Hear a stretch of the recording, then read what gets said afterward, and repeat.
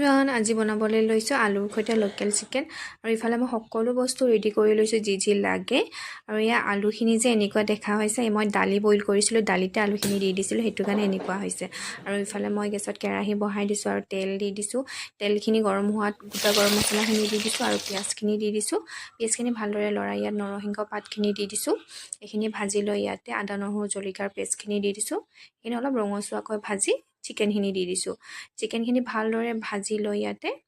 হালধি নিমখ দি দিছোঁ চিকেনখিনি অলপ ভালদৰে ভাজি লৈছোঁ ভাজি লৈ ইয়াতে আদা নহৰু জলকীয়া পেষ্ট কৰা সেই খুন্দনাটোৰে অলপমান পানী দি দিছোঁ যাতে মছলাখিনি ভালদৰে গলি যায় তাৰপিছতে পানীখিনি শুকাই যাব দিছোঁ এই আলুখিনি দি দিছোঁ আলুখিনি দিয়াৰ পিছত অলপ সময় ভাজিছোঁ ভজাৰ পিছত ইয়াতে গৰম পানী দি দিছোঁ আৰু ইফালে আমাৰ দাদাই জিলেপি আনিছিলে সেয়াও এখন খাই ল'লোঁ আৰু আমাৰ আঞ্জা ইফালে উতল আহিছে আলু দুটামান ভাঙি দিছোঁ শেষত অলপমান